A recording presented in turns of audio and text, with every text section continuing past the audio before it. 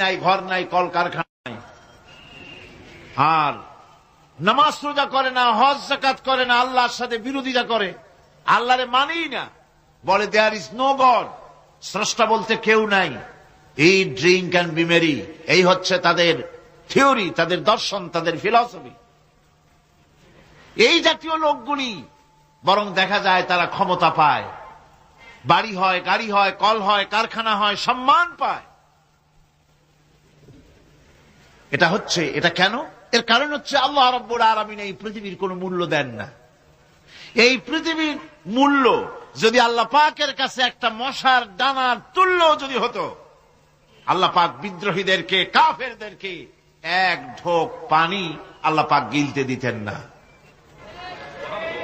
এবার চিন্তা করেন, আল্লাহর ব্যাপারে যে দৃষ্টান্তটা দেওয়া হয়েছে, দৃষ্টান্তটা কত গুরুত্বপূর্ণ। মশার ডানার তুল্য, মশার ডানার তুল্য এই পৃথিবীর দাম নাই আল্লাহর কাছে। আপনাকে যদি কেউ 10 লক্ষ মশার ডানা বহু কষ্ট করে জোগাড় করিয়া যদি কেউ দেয়, তাহলে আপনি কয় টাকা দিয়ে কিনবেন? 4 পয়সা দিয়েও একজনে বলছে 4 পয়সাও দিবে না। তাহলে বোঝেন এর কোনো মূল্য নাই। একটা মশার ডানার তুল্য মূল্য আল্লাহ পাক এই পৃথিবীর দেন না, যার কারণে অবারিত উন্মুক্ত হস্তে আল্লাহ পাক সমস্ত মানুষের জন্য, প্রাণী জগতের জন্য তিনি করুণা করেছেন সকলকে। এই করুণাময় রহমান আল্লাহ পাক, তিনি গুনাহগারদেরকে, যারা আল্লাহ পাকের ফরমাবরদারি করতেছে, তাদেরকে সকলকে আল্লাহ পাক সমানভাবে তার জিনিসগুলিকে তিনি দিয়ে দিচ্ছেন। এটা হচ্ছে রহমান। আর রহিম হচ্ছে, হাদিস শরীফে বলা হয়েছে, আর রহমানু রহমানুদ দুনিয়া ওয়াল আখিরা, আর রহিম ও রহিমুল আখিরা। মোমেন রহমান তো শুধু আল্লাহ পাক দুনিয়া এবং আখিরাতের জন্য, আর রহিম শুধুমাত্র আখিরাতের জন্য। আবার কোন কোন আয়াতে বলা হয়েছে যে আল্লাহ পাক দুনিয়ার মানুষের জন্য রহিম। একটি আয়াতে ভাবে বলা হয়েছে, হুয়াল্লাযী ইউসাল্লি আলাইকুম ওয়া মালাইকাতুহু লিয়ুখরিজাকুম মিনাজ যুলুমাতি ইলান নূর ওয়া কানা বিল মুমিনিনা রহিমা। সে আল্লাহই তোমাদের প্রতি রহম করেছেন, রহমত নাজিল করেছেন, এবং তার ফেরেশতাগণ এই উদ্দেশ্যে যে তোমাদেরকে তিনি অন্ধকার থেকে আলোর দিকে বের করে নিয়ে আসবেন। আর তিনি হচ্ছেন মুমিনদের জন্য রহিম, অত্যন্ত দয়াবান। আরবি ভাষায় আর রহমান অন্তর্জগতের এমন একটি নম্র উচ্ছ্বাসিত অবস্থার প্রতি ইঙ্গিত করে, যার ফলে তার স্বতঃস্ফূর্তভাবে নিজের থেকেই মহানুভবতা এবং প্রীতি ও মহব্বতের ইচ্ছার বহির্প্রকাশ ঘটে। তাই রহমতের মধ্যে আছে স্নেহ, আছে প্রীতি, আছে অনুগ্রহ। আল্লাহ পাকের রহমতটা কি জিনিস? সেটা হচ্ছে রহমতি ওয়াসিআত কুল্লা শাই, আমার রহমত দিয়ে সমস্ত জিনিসকে ঢেকে রাখা হয়েছে। প্রত্যেকটি জিনিসের ভিতরে আল্লাহ পাকের রহমত রয়েছে। রহমত ছাড়া এই পৃথিবীতে মানুষের চলার কোনো পথ নাই। সমস্ত ব্যাপারই আল্লাহ পাকের রহমত আর রহমত। তাবৎ সৃষ্টির দিকে যদি আমরা তাকাই, আল্লাহ পাকের সৃষ্টি জগতের দিকে তাকাই, সেখানে আল্লাহর এই করুণা ছাড়া আর কিছুই দেখা যাবে না। কোরআনে কারিমে বলা হচ্ছে, وَسَخَّرَ لَكُم مَّا فِي السَّمَاوَاتِ وَمَا فِي الْأَرْضِ جَمِيعًا مِّنْهُ إِنَّ فِي ذَلِكَ لَآيَاتٍ لِقَوْمٍ يَتَفَكَّرُونَ। আকাশ ও পৃথিবীতে যা কিছু আছে তা সব কিছুই আল্লাহ রাব্বুল আলামিন মানুষের তো করে দিয়েছেন। যেভাবে পারো সেভাবে তাকে কাজে লাগাও। সমস্ত জিনিসকে আল্লাহ পাক মানুষের অনুগ্রহ করে দিয়েছেন, তার খেদমতের জন্য, তার কাজের জন্য তৈরি করেছেন, মানুষের কাজের জন্য। সাখারা শব্দ দিয়ে বোঝানো হয়েছে সকল বস্তুই মানুষের অনুগত, মানুষ যেন তা দিয়ে তার নিজের কাজ সম্পাদন করতে পারে। অন্য আয়াতে বলা হয়েছে, আল্লাহুল্লাযী খালাকাস সামাওয়াতি ওয়াল আরদা ওয়া আনজালা মিনাস সামাই মাআন ফাআখরাজা বিহি মিনাস সামারাতি রিজকান লাকুম ওয়া সাখখারা লাকুমুল ফুলকা লিতাজরি ফিল বাহরি বিআমরিহি ওয়া সাখখারা লাকুমুল আনহার। আল্লাহ রাব্বুল আলামিন তিনি আকাশ সৃষ্টি করেছেন, জমিনকে সৃষ্টি করেছেন এবং আকাশ থেকে পানি বর্ষণ করেছেন, তা দিয়ে ফসল উৎপাদন করেছেন। এই ফসলের পিছনে আল্লাহ পাকের কি বিরাট রহমত কাজ করতেছেন আপনি লক্ষ্য করেন। কাদার ভিতরে, কর্দমুক্ত জমিনের ভেতরে আপনি বীজ বপন করেছেন। কর্দমুক্ত জমিনের ভেতরে বীজ বপন করে বাড়ি গিয়ে আপনি ঘুমিয়ে আছেন।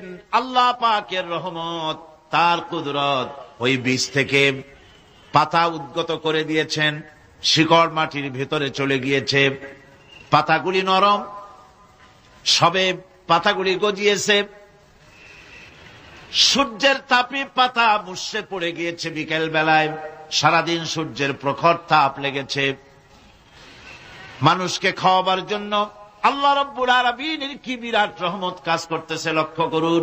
রাতের বেলায় আল্লাহ পাক শিশির বিন্দু নাজিল করে দেন, কণা কণা শিশির বিন্দু ওই মুষড়ে যাওয়া পাতার উপরে পড়ে গিয়ে সারা রাত এভাবে সুন্দর ঠান্ডা বাতাস আর শিশির বিন্দু যত্ন করে করে মুষড়ে যাওয়া পাতাটিকে সকালবেলা পর্যন্ত তরতাজা, সজীব আর প্রাণবন্ত করে দেন। এরপরে গাছ বড় হলো, তার ভিতরে রব্বুল আলামিন ধান দিলেন, গম দিলেন, এভাবে করে যত্ন করে তার শুরু থেকে শেষ পর্যন্ত প্রত্যেকটি গাছকে খাদ্য ব্যবস্থাকে আল্লাহ রব্বুল আলামিন নিজ যত্নে, নিজ কুদরতে, আপন রহমতে সবগুলিকে লালন পালন করে মানুষের হাতে তুলে দিলেন। মানুষকে আল্লাহ পাক সর্বশ্রেষ্ঠ মর্যাদা দান করেছেন, যার কারণে আল্লাহ পাক বলেছেন ওয়ালাকাদ কাররামনা বানি আদম, আদম সন্তানকে আমি সম্মান দিয়েছি, মর্যাদা দিয়েছি। আর সেই মর্যাদা দেওয়ার কারণে যত খাদ্য তার সামনে পেশ করেছি, আল্লাহ পাক আপন রহমতে সব খাদ্যগুলিকে প্যাকেট করে বান্দাদের সামনে হাজির করে দিয়েছেন। কোন খোলা খাবার দেওয়া হয়নি, কারণ মানুষ হচ্ছে আল্লাহ পাকের শ্রেষ্ঠ মেহমান, মর্যাদা সম্পন্ন প্রাণী, মর্যাদা সম্পন্ন মেহমান এই মানুষ। তার সামনে কলা দেওয়া হলো কভার করে, প্যাকেট করে। আনারস বলেন, আম বলেন, কাঁঠাল বলেন, যত রকমের ফল আল্লাহ পাক দান করলেন, বেদানা বলেন, আপেল বলেন, সমস্ত ফলগুলিকে, খাবারগুলিকে আল্লাহ পাক প্যাকেট করে করে আপন রহমতে বান্দাদের সামনে হাজির করে দিয়েছেন। তার এত দয়া, তার দয়াই আকাশ থেকে বৃষ্টি হয়, সেই বৃষ্টিতে ফসল ফলে।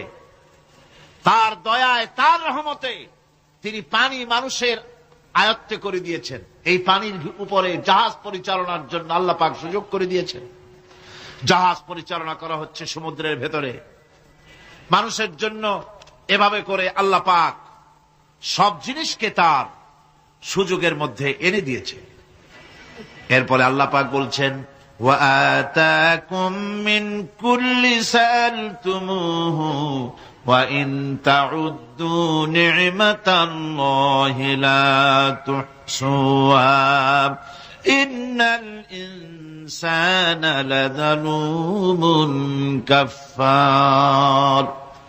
আল্লাহ পাক বলেন, তোমাদের প্রতি আল্লাহ পাকের দয়া, তার রহমত, তার করুণা এত বেশি, তোমাদের সকল চাহিদা তিনি পূরণ করেছেন, কোন চাহিদা বাকি রাখেন নাই। আমাদের চাওয়ার আগে আমাদের যা কিছু প্রয়োজন আল্লাহ রাব্বুল আলামিন সব সাপ্লাই করেছেন। যেরকম সুবহানাল্লাহ। ওই আল্লাহ পাক বলেন ওয়া ইন তাউদ্দু নি'মাতাল্লাহি লা তুহসুহা। বান্দারে, আমার নিয়ামত যদি গণনা করো, গুনতে গুনে গুনে গুনে আমার নিয়ামতকে গুনে শেষ করতে পারবা না। এত অসংখ্য নিয়ামত ছড়িয়ে ছিটিয়ে রেখেছি বিশ্ব জুড়ে, সর্বত্র সব জায়গায় আমার করুণার ছোঁয়া তোমার চোখের সামনে পড়বে। আল্লাযী জাআলা লাকুমুল আরদা মাহদা ওয়া জাআলা লাকুম ফীহা সুবুলান লাআল্লাকুম তাহতাদুন। আল্লাহ পাক যিনি জমিনকে, এই পৃথিবীকে তোমাদের জন্য বিছানার মতো বিছায় দিয়েছেন, আর বিচরণের জন্য সমতল পথ তৈরি করে দিয়েছেন। এই পৃথিবীটা তোমার জন্য কি সুন্দর করে আল্লাহ পাক একটা গালিচার মতো করে বিছায় দিয়েছেন, সবুজ ঘাস তাতে রয়েছে। এই পৃথিবীর মাটি আল্লাহ পাক মানুষের জন্য কি সুন্দর ঘাটিতে পরিণত করে দিয়েছে। এই মাটির আল্লাহর রহমতটা দেখুন, একদিকে মাটি নরম, আবার এমন নরম নয় যে 10 তলা 20 তলা 50 তলা বিল্ডিং করলে পরে এর ভারের চোটে ভিতরে ঢুকে যাবে, এরকম নরম নয়। যেখানে যতটুকুন প্রয়োজন ফসল ফলাবার জন্য বৃষ্টি দিয়ে মাটি নরম করে ফসল ফলাবার ব্যবস্থা করা হয়, আবার বিল্ডিং তৈরি করার